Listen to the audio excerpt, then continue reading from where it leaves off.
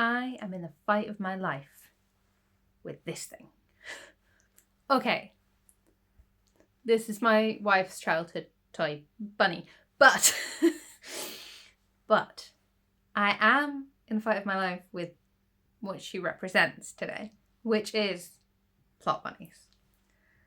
So, hello. I have been bringing out a works in progress video every year since 2022, which was the year after the year I started publishing books. And I started that in 2022 because I knew I wasn't going to be publishing a book. I did it in August or September 2022 because I knew I wasn't going to be bringing out a book that year. I had hoped to be able to finish Mary Ellen Finding the Air by then and be able to bring it out like 1 year after the release of the first book. But it just didn't happen because life happened and sometimes books take a long time to write and all of these other like silly little reasons. Not silly. All of these other like confounding, like stacking reasons, I suppose. And I wanted to be really clear that I was still writing books, that it was going to happen at some point. That I didn't just have that on the horizon, but I had other stuff that I was excited to share with people as well. And then in 2023, I made another works in progress video because I really liked doing it in 2022. And I liked being able to talk about the projects that I had either like started or had ideas for, or, you know, that I wanted to work on, that I was excited about and I was excited to share with other people. And it turned out that instead of making me, because I was worried that I was going to end up not working on the projects because I'd already shared them with people. We were already excited about them. Why do I need to work on it? Because sometimes that's the thing. But instead of doing that, it actually made me more excited to work on the projects because I didn't feel the sense of pressure that I was worried about with it either, where I was there like, I've told people I'm going to do this and now I actually have to. But more the thing of I just wanted to share stuff with people. It was exciting to be able to share those things. And even if I didn't know when it was going to happen or when it was going to be finished or any of that kind of stuff, I could still tell people these are the things to look forward to. I'm trying my best to get them done. And even if it's stuff that I wasn't sure if it was ever going to get finished, even if it's stuff that I'm still not sure it's ever going to get finished, it's not a promise. I say that in all of the works in progress videos, that it's not a promise. It's just ideas. And so I made another one in 2024. And like I knew from 2022 that I was probably going to be doing it every year because, I mean, it's fun, right? What I didn't expect to make every year is a plot bunny video. So I made my first plot bunny video in 2022 and it was entitled something like, Why Do Author Tubers Never Finish Anything? And it was a bit more about like the publishing process and how inviting people to view the writing process doesn't guarantee an end product, right? And then in 2023, I did my little shiny new idea song with the red notebook that turned out to be my urban fantasy thing and the purple notebook that is IPA, right? And I'm shaking these two notebooks, maybe not shaking, but I've got these two notebooks in hand. I can't remember what I called the video. It's probably something to do with shiny new ideas or don't follow the plot bunny or something like that. But I've got the whole of the two notebooks in the thumbnail. So if you want to find it, it's 2023. It's the first half of 2023 and it's got that image in it. I have not got ginger hair and I'm still in the flat. It's before we've moved into this house. Still in the flat. So I didn't expect to make another plot bunny video this year, to be honest. I thought I'd kind of covered it with my sticker chart video, if you haven't seen that. It's basically about how this year, because I had, sorry, I'm just giving you a lot of context, but this year, because I had already finished I'd already finished 2 books before this year even started, before 2024 started. I'd already finished and formatted and everything 2 pirate books. Not the fighting kind and not the fainting kind. If you've not been here before, by the way, I keep pointing at this bookshelf because these are my books.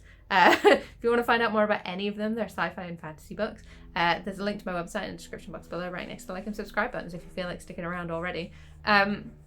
Anyway, so my sticker chart thing is basically because I'd already finished the 2 books I wanted to bring out this year, I didn't have to worry about having the next thing ready so much as I have done in the past. And I get into it in more detail in that video, but basically that's the premise of the whole concept of the sticker chart is I was letting myself follow the plot bunny. And all I wanted to know is how much could I write in a month if I was focusing, if I wasn't focusing. Like if I'd picked a project to do and if I hadn't picked a project to do. And I'll be honest, most of the time it's not picking projects to do. It's literally just following where the whim takes me. And I kind of wanted to see if I followed the plot bunny, if I followed the whim, where would it take me? Would it ever take me to the end of a book? And the answer is kinda. Which is the most annoying sort of answer. So the reason it's kinda is because I have technically reached the end of some books. So just a scooch more context, which to be fair, I don't think I've explained this before, but basically how I have been writing books since the beginning of book writing is the way you're not supposed to do. I do everything the way you're not supposed to do it. So the way you're not supposed to write books is you're not supposed to start your idea at the beginning. Well, you are supposed to start your idea at the beginning, ideally, but you're not supposed to start your book idea at the beginning, go to a certain point, get stuck, start again, go to a little bit further, get stuck, start again. Like, the theory is that when you get to that point where you're stuck, you should wrangle your way through somehow. And keep going. Don't go back and edit, because if you go back and edit, you'll get stuck in this perpetual cycle of just editing, never finishing, and the beginning of your book will be much higher quality than the end of your book because it's been edited many, many, many more times. I have yet to find a way to write a book that does not require me to go back to the beginning and rewrite. But there's so much rewriting that it is basically coming up with a brand new thing every time. Like, it's not so much the editing as full rewrites of everything so that it can match up with where we've actually ended up going. So would an outline help? No, I've tried it. Does not help me at all.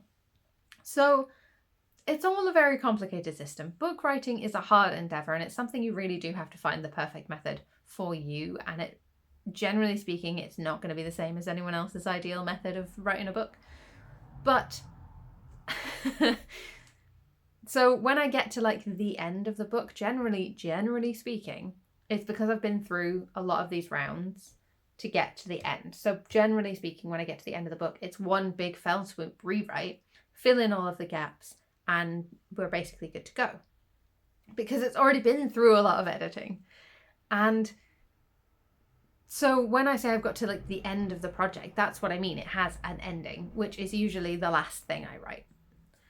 Not always. Sometimes things go differently. Like with my first Clarity Chronicles novel, I actually ended up writing a different, like I ended up writing, I've written the end of book 3 and the end of book 5 already. I haven't written any more of book 5. I've just got the ending. And I know that that ending isn't going to stay exactly as it is. It's going to get changed up like quite impressively before we get to that point of the books. But I had this idea for it. It's a really nice kind of culmination of these 5 books. So that's sort of an end goal to aim for, and to understand that the picture of it on the map, as it were, is not going to be the same as when you look up and see the nature around you, to use a hiking metaphor. Anyway, how does this all relate to the fact that I'm now in the fight for my life with this plot bunny? Well, I now know that I can get to the end of... Do you mind? I now know that I can get to the end of these projects, even if I'm not like intentionally focusing on and at the exclusion of anything else. And I was asking a lot of myself, because I wasn't just asking myself to finish a book this year, like one book finished this year, maybe 2 books finished this year. That wasn't like the goal, because the goal ended up being that the first thing that I wanted to write was these Clarity Chronicles urban fantasy thing. And unfortunately for me, because it's such a close-knit series of 5 books, I'm saying 5. That's not a promise. Because it's such a close-knit series of books where it's literally like, it's not even like, I would love to compare it to the Guardian Cadet series, but the Guardian Cadet series actually has more time between books than I'm planning for the Clarity Chronicles ones. The Clarity Chronicles novels are literally like one book closes and the next book opens like the next day most of the time. And it's It's that close to itself. And that's something that I think therefore requires, and I said this in a lot of other videos I've talked about it in, but it requires me to write it in one fell swoop, as if it's just one big giant book that's actually 5 books. And if it's 60,000 words, which is the aim, the goal, the hope, but we'll call it 50,000. If it's 50,000, because that's an easier number to do maths with, if it's 50,000 words per book, that's like 50,000 times 5, which is 250,000 words. Is that how maths works? Yeah, that's how maths works. It's 250,000 words. That's a big ask. Like, that's a lot of words. And I don't know how many words I have written this year. I know that in the first half of this year, I wrote 78,000 words. So double of 78,000, double 80,000 words is 160,000 words, which is not 250,000 words. I'm sure you can work that out for yourself. So I knew I wasn't going to get to the end of, well, I didn't know. I hoped, I dreamed, I imagined that maybe, possibly in the best universe, I could get to the end of these 5 books in 2024. And I haven't. And I also have ended up with a lot more ideas that are now in the half-written stages. And that's not even just talking about the ones I spoke about. Not even just talking about the ones that I have already referenced in my... I just don't want to say talk twice, and I don't know why I'm making this so difficult for myself. That's not even talking about the ones I talked about in my Works in Progress video this year. There are more now. Because of course there are. Of course. And I really love all of these different projects. I have all of this passion for all of them. I love every single plot bunny that hops its way across my mind. And that is kind of the problem. Something just fell on the floor. Oh, it was my pirate hat. And that's kind of the problem, is that I love every single one of these projects. I want to give it all of my time and care and attention. And hello, Porthos. Come here. I want to give it all of my love and care and attention, and I just can't. I don't have space for that. I don't have words for that. I don't have time for that. Like, I've filled up every day doing all of the things that you need to do to publish books and write books and market books. And because this is a one-person enterprise, it's really difficult to find the time to do all of those things, even with no extenuating circumstances. And I have some extenuating circumstances. And all of that circles around to me being the fight of my life with this plot bunny. Because I want to love and care for the plot bunny. But, okay, when I was a kid, we actually had rabbits. I've also had rabbits as an adult. Pet rabbits are great. They take a lot of care, though. Like, don't start thinking they're an easy pet just because they're in, like, a hutch or a cage or whatever. Rabbits are hard to sex, right? I also used to work in a pet shop, and rabbits are quite difficult to figure out if it's a boy or a girl until it's grown. And even then, like, when we had as adults, we had two boy buns. We had Zevran and Artemis, our 2 boy buns, and we took them to get neutered so that they wouldn't fight, although they ended up fighting anyway, and then we had to rebond them. It was a whole thing. But we took them to get neutered, and the vet genuinely thought that one of them was a girl because he retracted everything because he didn't want to be felt up by a vet. And like, when I was a kid, we had rabbits, and we were told we were only getting girls, but we ended up with a boy rabbit, and we separated them immediately. But the thing with rabbits is that they will interbreed with themselves. So when... They don't have rules about that in rabbit society. So when those baby buns were old enough, we didn't quite separate them fast enough. And next thing you know, instead of just having an accidental 4 baby buns, you've accidentally got 8 baby buns, because you've got 4, and then you got 4 more, and then you think you've done it right. You think you have correctly sexed the buns, and actually you haven't. You've accidentally paired a male and a female up again, and then you have 3 more buns, and it gets out of hand very fast, is what I'm saying. There's a reason breeding like rabbits is such a trope, and like, it's because they breed really fast and really young as well. So whoops was sort of what we did. Well, when we were kids, we ended up selling the rabbits. We kept separating them. We figured it out. We stopped having baby rabbits. we figured out how to solve that particular problem. And we sold the spares or donated them or like whatever, to pet shops, to people, to whatever. I don't remember. I was a child. We had unintentional backyard breeding of bunny rabbits when I was a child, and I don't remember exactly how we fixed it, but separating the buns was basically the solution to that particular problem. Unfortunately, it's not that simple with writing, because you can't actually separate the different plot bunnies, because they are, like, fundamentally, you get inspired for things by all sorts of random things in your life, including by projects you're working on, for projects you're not currently working on. And the thing that I'm struggling with the most right now is because I have allowed myself this year to just follow whichever plot bunny is hopping across my mind at any given point, including halfway through a day. I can jump from project to project to project, and that's completely fine.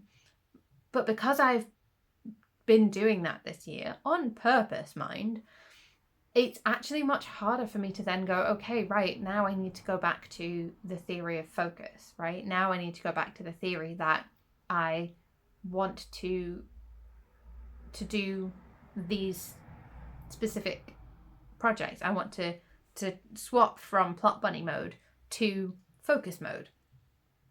But because I've been in plot bunny mode, I don't remember what focus mode feels like or how to activate it, for a start. And for a second, and this is definitely the harder part, and the part that makes this into such a fight, is I don't know which bunny to focus on.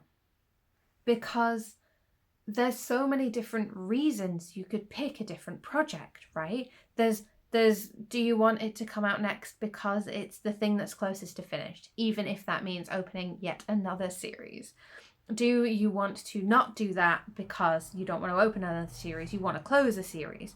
Right, okay, well, what would be required to close a series? Do you have anything that's near completion? Do you want to offer up another book in, like for me with sci-fi and fantasy books, do I want to make sure that I've got the next book I bring out is something sci-fi? Because it's been a while since I've brought out anything sci-fi and it feels like it's been a long time. And I don't want to accidentally box myself into being a fantasy author because I just happen to have brought out a bunch of fantasy books in a row. And I know I probably will end up with more fantasy books than sci-fi books overall, because them's the shakes sometimes, and that's just how it seems to be going. But. And it's all of those thought processes that I'm stuck in the weeds of, that I am fighting with right now. And all of that is plot bunny stuff. And then the other thought is, of course, that inevitable plot bunny thought, that basic bitch of a plot bunny thought, that fundamental one that people do talk about, the one where it's, don't follow the plot bunny just because you're excited about this new project, because you will end up in exactly the same situation as you have done for other projects. You will end up stuck. You will end up in the situation where you're like, oh man, this new idea is so exciting and shiny. And I have that. I have this new idea. I've had this new idea since my Works in Progress video, and it's a standalone is the worst part of it. And because it's a standalone, there's a big part of me going, ooh, that would be simple, wouldn't it? It would be so easy because it doesn't add to a series, it doesn't detract from a series, it doesn't open a series, it doesn't do anything to any series, it's a standalone. But I also know that as much as I'm excited about it, and as wonderful as I think this project is going to become, and as many ideas as I have for it right now, I know that I'm not currently working on that project because I got stuck already. I already got stuck because I was allowed to just do whatever I wanted. I was allowed to follow whatever plot bunny I wanted, and I followed that plot bunny for a month and a half. And not exclusively, but I have followed that plot bunny for a month and a half, and I've got a bunch of words out of it, and then I got kind of stuck. So I went on to something else. And it's so tough to have these different plot bunnies because you don't know which one you should be paying attention to. And like, it feels like it should be a simple answer, right? I'm sure that people watching this, especially people who aren't writing books, or potentially even people who are writing books, are going to be there like, you should be focusing on this one, obviously. Like, I'm sure there are plenty of people out there who are looking at me, who've read my books potentially, and are looking at me and going, well, it should be this one, because that's what everybody wants. And like, I just don't know which one that is. And I think there's this imaginary reader in my head who is making things so much harder. This imaginary reader in my head that doesn't exist, isn't real, is the harshest version of a reader. The one who really wants what they want and will be disappointed by any choice I make. And I'm having to fight that reader because A, they're not real, and B, I shouldn't listen to them because they're never going to be satisfied.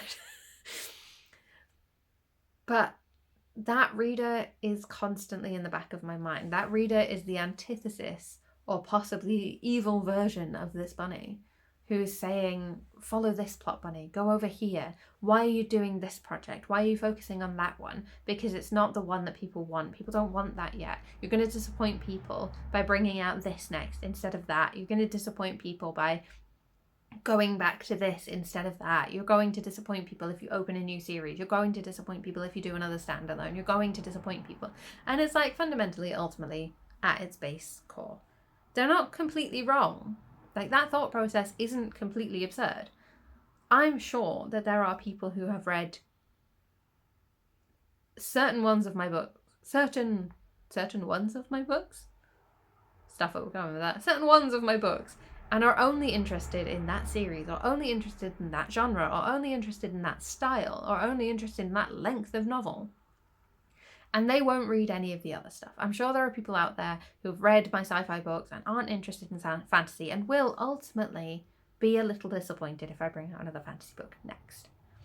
I'm sure there are people who only read my fantasy books and will be disappointed when I bring out a sci-fi novel. Because that's just how preferences work. And while I will always do my best to balance these things, because I don't want to disappoint anyone long term, short-term disappointment is a fact of life. It's just something that happens. We all have to deal with it. It's like finding out that you thought you had another French fancy in the Mr. Kipling's French fancy case box, but actually it turns out you ate that already. Or when your in-laws.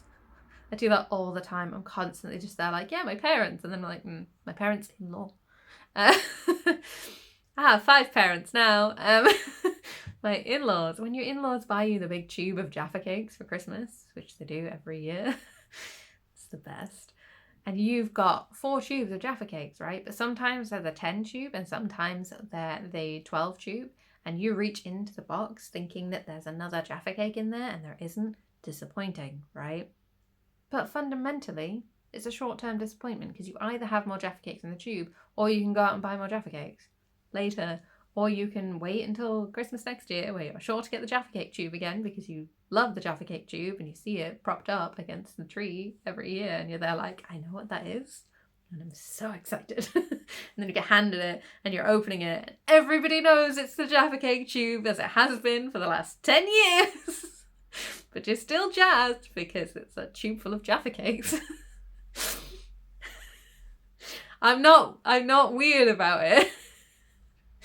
That's a lie. I'm very weird about it, and I don't know why I tried to convince you I wasn't.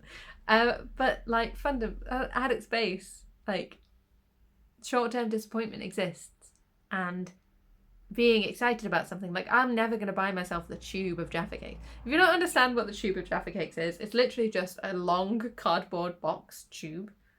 That inside there are smaller boxes of Jaffa Cakes, and Jaffa Cakes. If you've never had a Jaffa Cake, I'm so sad for you, unless you don't like orange flavour stuff, in which case, absolutely steer clear. Although they do have cola bottle flavour now, which sounds disgusting. Which I imagine is how you feel if you don't like jelly texture or orange flavour. It is a vegetarian, like, kind of hard cake, kind of like the ladyfingers that you use for a tiramisu, kind of like that.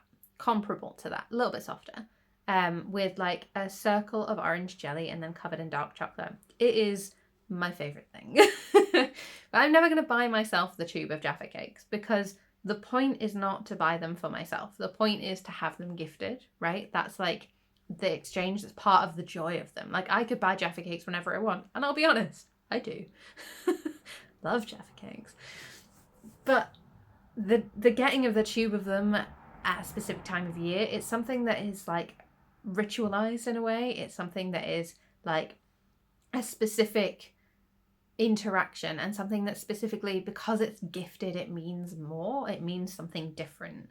And I think that I have to remember that fundamentally and at its base, that's the goal with the writing, right? That's the goal with the publishing books. Is not that it's not the feeling of people being able to go out to the local corner shop and buy.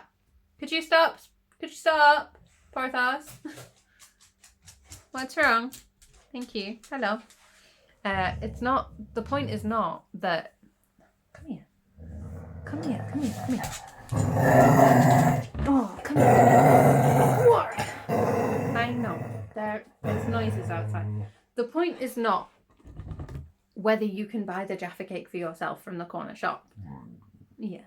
The point is that I'm making these things in a gift style environment. Yes, you still have to pay for them. I'm sorry about that, but I need to eat to survive. And so does he, don't you? Yes. Anyway, it's not about whether you could just go out and buy the Jaffa Cake. Going out to buy yourself the Jaffa Cake in this terrible metaphor is like being able to go to a bookshop and buy any fantasy book that you like, or sci-fi books that you like, because you absolutely could go to a bookshop and buy any fantasy or sci-fi book that you like. It doesn't have to be mine, does it? But the point of what I'm bringing out next is that I will be the one making the tube of Jaffa Cakes for Christmas, right? It's not just about, is it a sci-fi book or a fantasy book? It's about, it's Will Soulsby McCreth's sci-fi books and fantasy books. It's about what I specifically bring to the table that makes it interesting and makes it... Did you just fart on me? Oh my god.